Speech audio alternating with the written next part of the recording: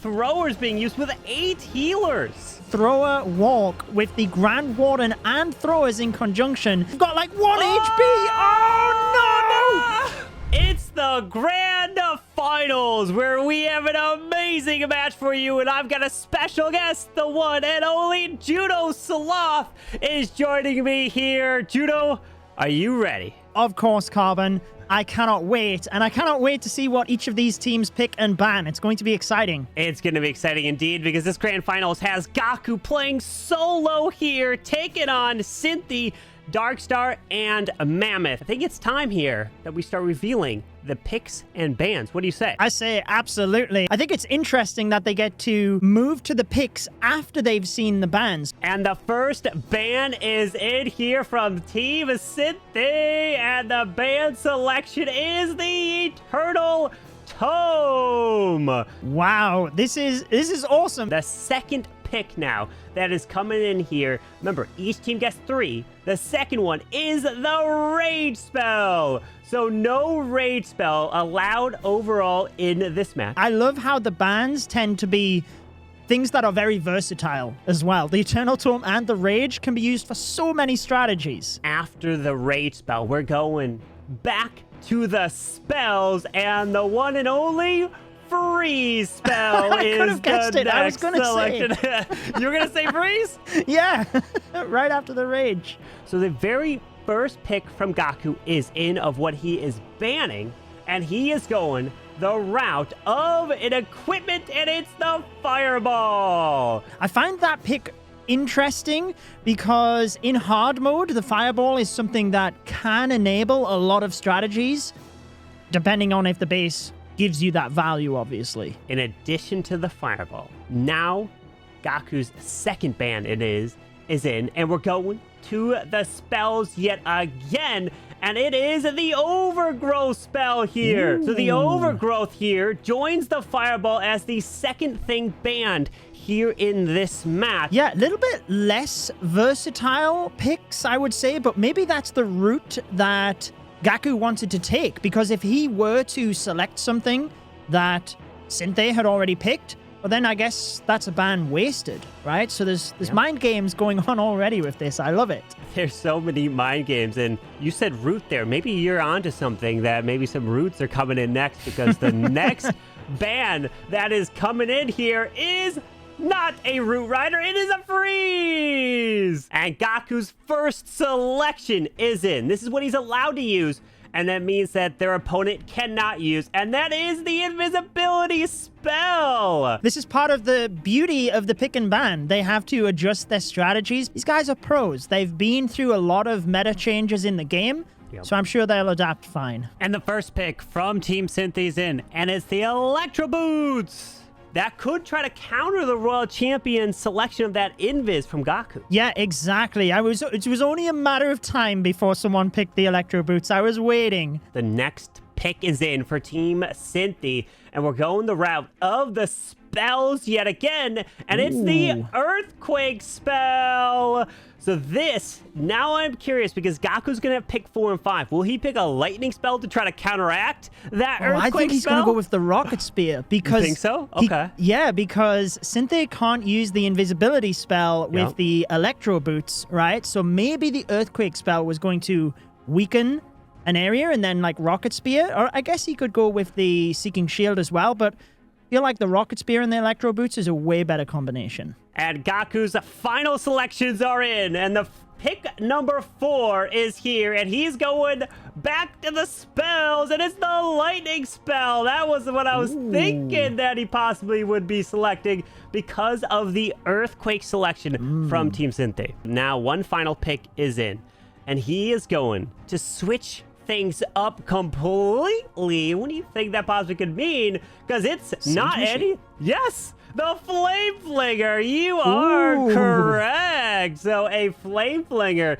is his pick number 5. Good call there, Judo. Nice job. Yeah, it seems like they're very much just trying to eliminate things that can be pivotal in strategies, right? Like if you can get really good Flame Flinger value, then it enables much more options. So it feels like that's what the teams are trying to eliminate and take control of as well, obviously. And pick number 6 is in to close out the grand finals, and it is the one and only Rocket Spear for the Royal Champion. Okay.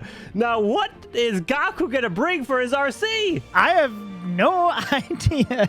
This is what I was just saying, because pick number 6, it is purely just to block the other team. There's no other picks after this, so he can use anything, or that team can use anything.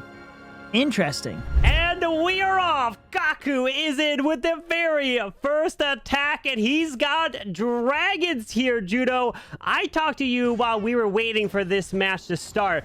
Gaku has been bringing Inferno Dragons a lot of attacks and a lot of wars, but these players actually had no idea what's been happening because everything was happening behind the scenes. So everything was fresh to them. So let's see what Gaku can do with no Earthquake Boost, no Rocket Spear, as he's still doing an RC charge through here. Yeah, he basically, if he runs into any skeleton traps, it might be tricky, right? And he has to be very careful around the clan castle here to keep the royal champion invisible. Notice the archer up at 12 o'clock to make sure he can pull any CC troops up that way, because he doesn't have those electro boots. They were picked by Synthe. And he pops the RC ability. Oh, he keeps her going invisible as she is hasting her way through. But remember, with that Royal Gem, she does get the HP boost, and he keeps her invisible. Wait, he's still got more. I was like, oh, he's going to recall her. He's going to no, he's got a boatload of invis spells here for her. He is still going, just setting up the pathing for his dragons. Giant arrow for the Archer Queen. Not enough to take down an air defense, but sweepers would be crushed in hard mode. And let's just see which angle he decides to come in with. Let's take a look at the clan castle. We've got archers, a lot of archers that were there, probably even more waiting. But these dragons are going to work through it with the Grand Warden. Remember, no Eternal Tome allowed for this Warden. So he's going Rage Gem. He's going with the Healing Tome, as he's going to be able to come in with a lot of dragons to move in. And he's got a Siege, a Siege Barracks, not a Blimp so far selected. Yeah, just helping to funnel the outside of the base so he can keep the dragons on the inside. Very smart move to make sure that all of those trash buildings, especially the Hero Hall, a lot of high hit points on the outside, and he wants to assure the dragons do not get flushed out to that area, but he might struggle towards the Town Hall here. He has the Minion Prince in the mix as well with these dragons, but, that Town Hall remains. The Town Hall is there. The Giga Bomb is waiting in the path of the dragons and the path back. Oh no, Gaku. Does he possibly? Wait, there is the Dark Orb for the Minion Prince as he tries to continue to path his way into the core. Yeah, he's trying. Good Dark Orb ability, but I feel like he just was too quick with the dragons. He didn't have that pathing set into the middle, right? Like the wizards on the outside, they can't even help to take out those buildings because the dragons are taking them out so quick. Like you said, Super Minions might get it. They're trying their best. They're shooting. The Mini Prince comes back to life, and those minions died off there. The Town Hall remains up, and I'm trying to think. 15 seconds. And he's got nothing else. That was it. And he got nothing else that could target it. The Town Hall is such low health. He did have the Queen's Arrow fly through, but oh no, it's high percentage. You never know. If Synthe's team does not get a triple and Gaku does, and he has percentage, he could still make a comeback. Synthe is up, and let's see, what is his selection? Well, it is a Rocket Spear, no Electro Boots. He could go with it. 7 Skeletons, 2 Earthquakes, and the Warden with the Healing Tome, Rage Gem. We got the Minion Prince and no Queen selected for this attack. Yes, super interesting. I know you're double checking, but I'm just trying to go over the picks and pass, make sure that nothing is snuck in there, because I know there are set rules if they did accidentally take something. However, Synthe diving in from the top side. There is the Seeking Shield with the Rocket Spear to try and pick off some of those defenses, and the Yeti just quite nicely cleaning up over there. And that RC continues to fire that Rocket Spear. Will lure out this clan castle here eventually. And there it is. RC will come back to life with that Phoenix. Continuing through, we got archers. We got ice golems. He did wall break to the far left side. But you can see here how Gaku's trying to make it so that it can lead to as many 1-stars as possible with that Town Hall all the way centralized. Yeah, so many massive buildings around it because he knows the fireball is banned. He was the player that put that in the banned list. So those bases with all of the defenses together. In fact, he picked the lightning spell as well to make sure there was no zap lightning value. So he knows he can run a base like that with just masses of damage. Absolutely, and especially no rage spell since Synthe's team did decide to ban that, so can't have that benefit. So he is going to wall break down to the bottom side, but the Electro Titans are going to be responsible to move their way in. Now starting with that main push, about a minute and a half left in this attack. So he's really got to push his way through. Balloons, healers can protect for a minion prince that can fly in, and then the Dark Orb can really provide that frost to slow things down. 7 skeleton spells. I don't know where he's going to be distracting here. There's a lot of splash in the middle of the base as well, but I guess that might be all he's got, right? Based on no freeze spells, no invis spells. The Dark Orb, massive on this one to slow everything down with the Earthquake pushing in towards that Town Hall. He's getting ever so close to the 2-star, and even if he doesn't get the percentage, maybe he will take the lead, or his team will, on stars. Oh, that Town Hall remains. Hold on. Okay, the Warden's going to be working on it. He does have the revive, so the Electro Titans are taking it down. So he does secure at least that 2nd star. Revives that Royal Champion to the far right side with another skeleton spell deployed. RC won't be able to make it much further, but Gaku, if you 3-star, the match now turns around here. It will become tied back up, but the percentage is on Gaku's side. So it is still anyone's match because 3-stars are very difficult in this format. Yeah, and I feel like he was relatively close in the first attack, really. I know he missed the Town Hall, but had he have kept the dragons on the inside of the base, funneled the outside just that bit quicker, I honestly think he'd have had a good shot. Either way, Synthe did what he needed to do here to put his team in the lead so far. Gaku is back in to answer, and he's got throwers. Okay, I think this might be the first time I'm seeing throwers being used with 8 healers. Yeah, I seen him share this on his Twitter, actually. A thrower walk with the Grand Warden and throwers in conjunction. Then we have the Flame Flinger towards a different area of the base, because obviously the throwers, they do take a little bit of time, but they have that massive range just like the Warden, so they can all stay together and be healed up. Ooh, look at this. And he's got that life gem, so he can't go Turtle Tome. So he's like, all right, let me just go with that life gem to be able to continue to provide that HP for them as we have the Flame Flinger go to the top side, taking advantage of that selection that he did go with. And look at the reach. Like you said, the throwers getting all that funneling value there. Yeah, diving the king into the compartment to the left, just creating the pathing straight through the middle. He can jump right to the Inferno Tower. And then this time, unlike Synthe's attack on the last one, Gaku has invisibility spells to try and protect his troops through that heavy raged area in the center. He does have 3 more healers and deploys that queen to the far left side, away from the thrower portion of this attack. But that queen, though, unfortunately, she dies instantly here, Judo.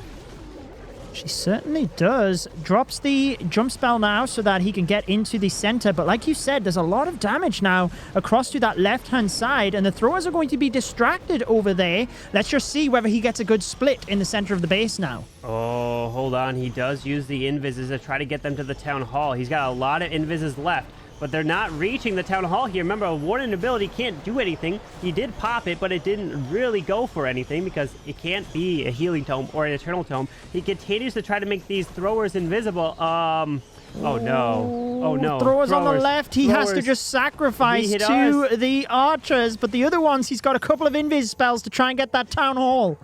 Oh, he makes that invisible. Do the throwers go for the Town Hall? He's out of invis at this point. The ward is dead. Throwers are coming back in to go for the Town Hall at this point. The healers are trying to keep him alive. This has to be a 2-star because that would be devastating. No. The throwers are faded. And Gaku.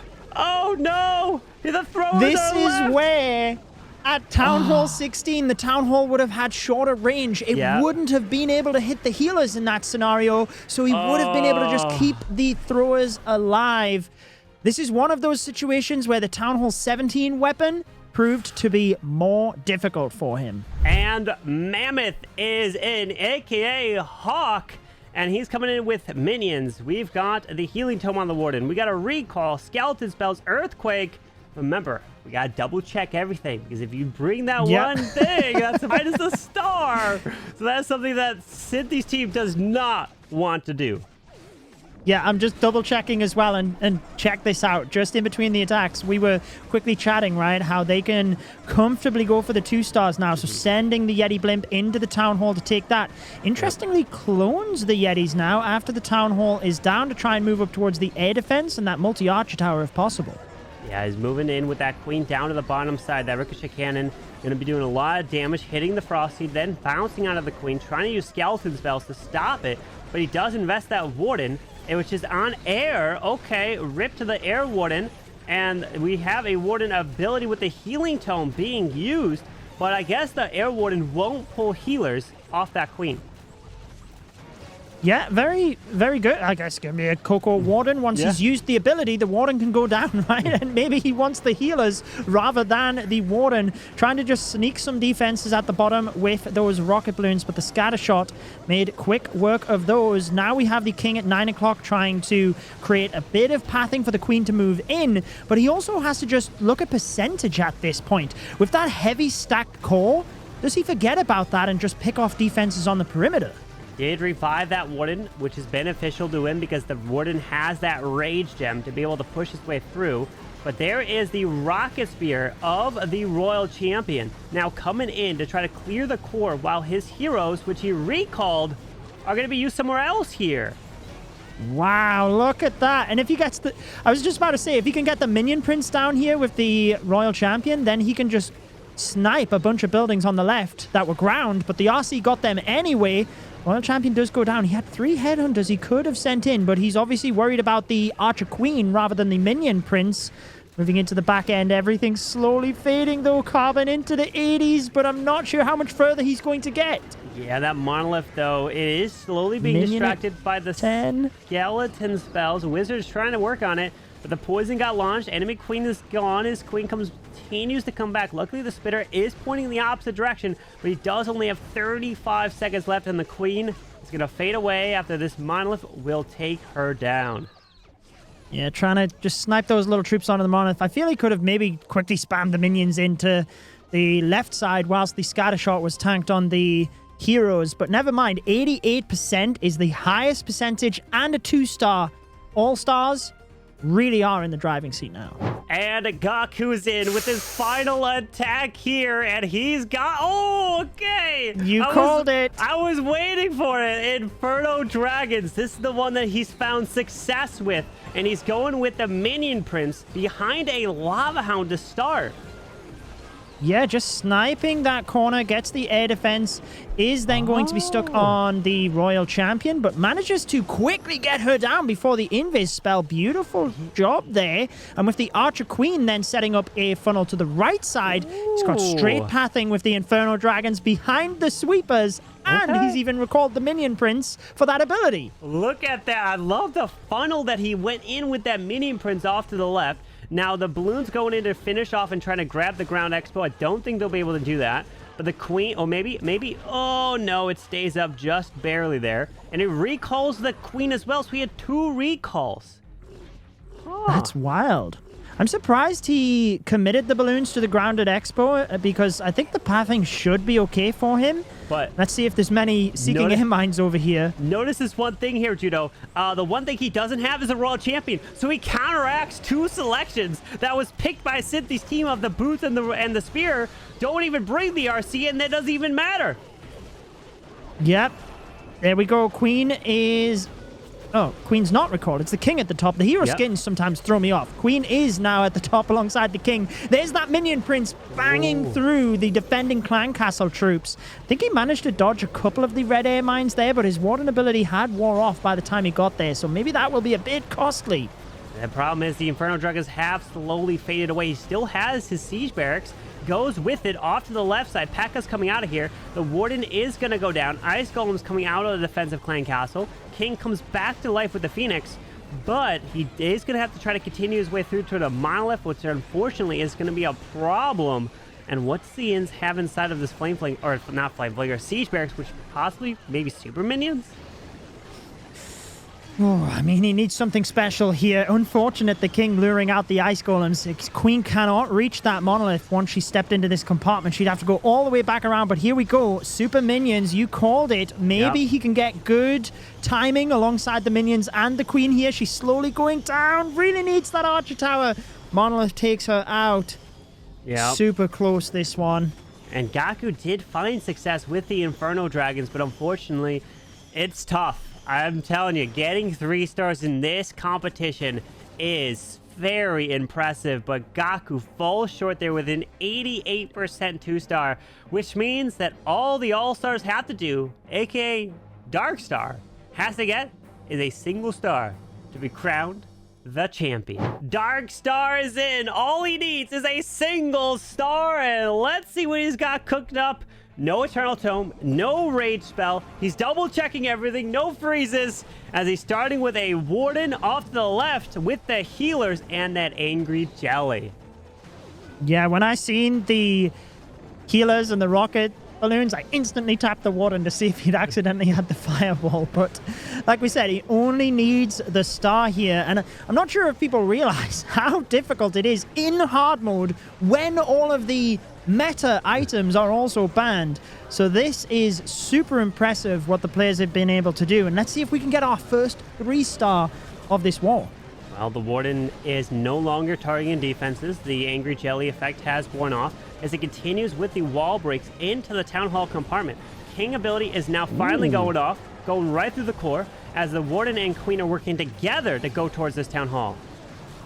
Yeah, beautiful use of the skeleton spells to distract down there. The Barbarian King ability was fantastic in the middle, but then didn't really get much value from the Phoenix. He just got caught up on the ice golems.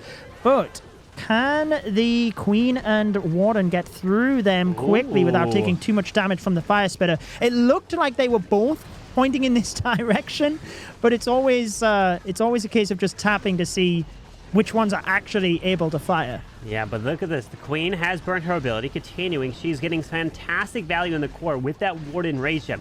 Tassom Farm pops to the top side by the defensive King and Minion Prince, but the Royal Champion is moving her way through with 14 Rocket Loons and Bats still to come through.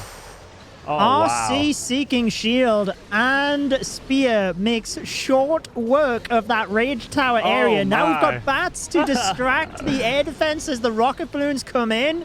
Darkstar only needed percentage. He didn't even need a star, but he saved the best till last, Carbon. He has indeed. Look at Darkstar running right on through here. Gonna have to push into this multi-arch tower. The Bats are coming through to provide the distraction. The Minion Prince is a little annoying here onto the Super Minis, but they are finishing off. He's being patient. Get that cannon down quickly. Oh, there's the Rocket Loons into the Tesla. They go straight for the multi-arch tower of all things. Oh, no. Oh, my God. Uh-oh. I thought he might have sent the rocket balloons. These defenses have got like 1 HP. Oh, no. I thought he was going to send the rocket balloons to the cannon to save his ground troops. Look at the Tesla. How much health it has. Click on the Tesla. It's basically nothing. Oh, rip to Darkstar at 98% there. But all he needed was a single star, as the final score is 6-4. And congratulations to the champions, Synthe, Hawk, and Darkstar. Thank you so much for having me, and I know you are honorable not wanting to mention it, but there's $500 that you've put on the line for these players as well, so congratulations to the winners, All-Stars, and commiserations to Gaku. Like you said, he's been fantastic throughout the entire tournament. This is very difficult to do, but it brings something fresh and new to Clash of Clans, so thank you for putting this on as well, Carbon. Absolutely, and guys, the next series to come right after this is the one and only Creative Master Series 4.0. Keep your eye out for that, and make sure you're subscribed not only here, but also to Mr. Judo Sloth so you don't miss his OP videos. Till next time, Clash on.